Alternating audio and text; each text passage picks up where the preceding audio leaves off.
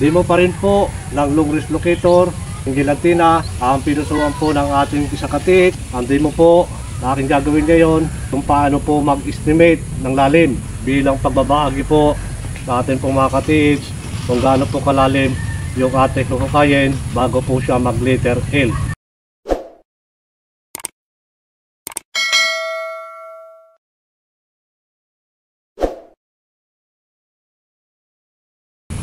Isang mapagpalang araw po at magandang buhay sa ating pong mga kababayan, sa ating pong mga katits. Demo pa rin po ng long wrist locator, single antenna, ang pinusuan po ng ating isang katits mula po sa probinsya ng Negros Oriental. Ito po yung long wrist locator, single antenna. Ito po ay bala-bala. Ano po yung ating babala? Yun po ilulukit ng ating single antenna. So meron po akong pambala dito mga katits. Ito po yung 14 carats na ring na siya kung gagamitin bala sa atin pong single antenna. At meron din po ako ilulukit dito. Ito po yung bracelet na 18 carats. So mga kababayan, mga katits, ang demo po na aking gagawin ngayon ay kung paano po mag-estimate ng lalim ating pong area. So mga kababayan, mga katits, gamit po ang long wrist locator, single antenna, na ito po yung nakapag-estimate ng lalim. At kapag natapatan mo, naku-cross. At pag gamit mo po ang isang single antenna, kapag tinapatan mo, siya po ay maiikot. So ito po yung long wrist locator, single antenna na pang long distance. At nagtuturo po siya ng lokasyon kung saan po lumalabas yung aura ng gold.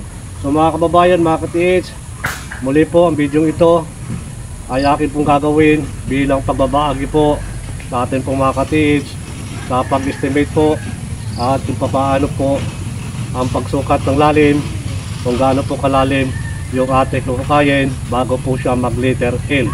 So mga kababayan, mga katits, ano po yung aking ilulukit. Yan. So gamit po ang single antenna.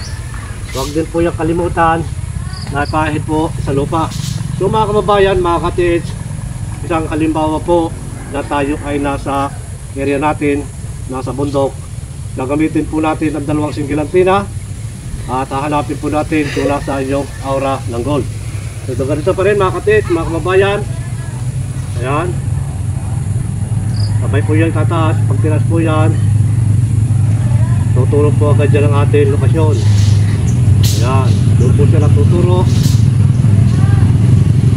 Ganyan po yung ating single antenna na kapag binalahan mo po ng gold, gold din po yung ilulukit ng ating single antenna. Ganyan po yung mga katits.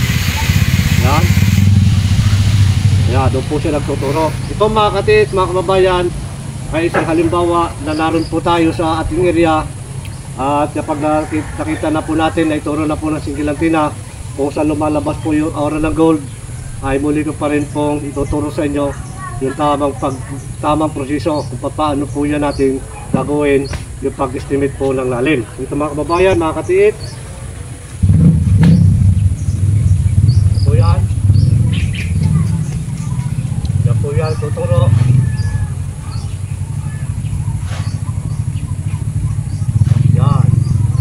Ito po yung inyong gagayahin mga katits.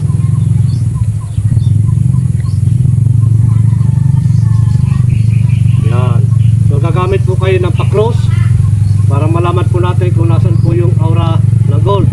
So ganito yung mga katits. Nandito na po yung ating inilulukit. At dito po siya nalulukit po ng ating single antenna. Yan. Kanya po yan mga katis, kapag tinapatan po natin yan, ito po ay magko-cross. Yan po yung ating single antenna na ito po ay maraming dala. So mga kababayan, mga katis, ito po yung single antenna. Yan, mabilis po siya magturo. Yan. Yan po yan.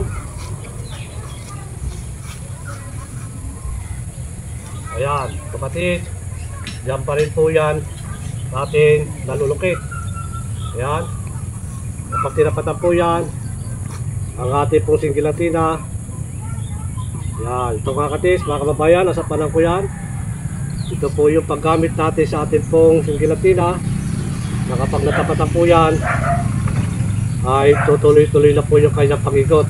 Kaya ito pa rin mga katis, mga kababayan, ito po yung singilatina na pinusuot po ng ating sa katis mula po sa Negros Oriental. Yan, ito mga katis, mga kababayan, kapag nagawa nyo na po na mahanap yung aura ng gold at dito po siya naglulukit, ang sunod naman po yung gagawin kapag nakita nyo na po, nalaman nyo na kung nasan po yung deteksyon ng aura ng gold na inilukit po ng ating singilatina, gagamitan nyo po yan ng aura meter o Japanese mga para ma-estimate po natin yung laki at lapad po ng deteksyon ng aura ng gold, na doon po natin gagamitin yung pong magnetic wire. Ito mga katis, mga kababayan, ang magnetic wire po na ating gagamitin ay number 18. So ito mga kababayan, kailangan meron po kayong number 18 na magnetic wire na ang haba po dyan ay 50 meters. Hindi na po yung bababa, kailangan sakto po yan sa 50 meters. So ang gagawin nyo po dito sa mula po sa 50 meters na dapat po yun ay wala putol, kailangan kung ano po kalapad yung detection nito na kung saan po natin nalulukit yung aura ng gold, sa gitna po mismo natin itutusok itong dulo dito po magnetic wire. Sa gitna po yan ang deteksyon, kaya dapat alam po ninyo kung gaano po kalapad yung deteksyon po ng aura ng gold. At pagkatapos ng mga katits, ito pong natitirang magnetic wire ay kailangan mailadlad mo ng tuwid papalayo, hindi po yung pabalbaluktot. Kailangan ang gagawin nyo po muna dito ay i-straight nyo muna po yan ng malayo at papakapitan nyo po dito sa isang katuwang nyo, sa isang kasama ninyo, at nandito naman po kayo sa kabilang dulo, ihilahin nyo muna po yung magnetic wire na yan para tumuwid. Tapos saka po ninyo yung dulo ay tutusok nyo po doon sa deteksyon kung gaano po yan kalapad. So mga kababayan, mga katiits, ito po magnetic wire, matapos yung itusok yung dulo doon po sa gitna ng lapad na detection po ng ating ng aura ng gold, ay gagamitin nyo na po itong singilatina na ito pong magnetic wire, dapat tuwid po yun ng straight po yan. Tapos mula po dyan, kung halimbawa po mga katiik ay papaganon po yung kanyang magnetic wire, yan straight po yan, nakatusok po yung dulo dito. Dito po kayo mga katiik, pupisto dito, tapatan nyo po yan. Kapag tinapatan nyo po ng locator yan, mawawalan po ng detection dito, wala na po detection yan, black na po yan. So ang detection po yan ay kakayap na po yan sa magnetic wire. Diyan nyo na po yan makikita. So kahit anong gawin nyo po yan mga katiits, kapag nandito po yung dulo ng magnetic wire, nakaladlad po yung papalayo, nandun kayo, tinapat mo po yung locator, papalin na po dyan yung ating singilatina, papunta na po yun dyan. Doon nyo po yan hahanapin. Yan, hahanapin nyo po yun diyan kung nasan po yung deteksyon na ginagaw po na magnetic wire, yung deteksyon ng aura ng gold. Yan mga katiits, kung halimbawa po ang deteksyon po nyan ay pumalo po paparoon ng ating locator at doon nyo po nakita kahit ilang meter po ang lalim nyan, ang layo nya mula dito, at nakita nyo po doon sa 12, halimbawa po 12 meters, doon nyo po nakita yung aura ng gold at doon po yung nakakayap sa atin pong magnetic wire.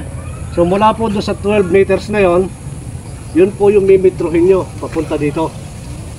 Kung ilang meters po yan, kung dyan po ito, halimbawa po 12 papunta dito, kung 12 meters po yan, yun po yung ating ilalalim, pailalim.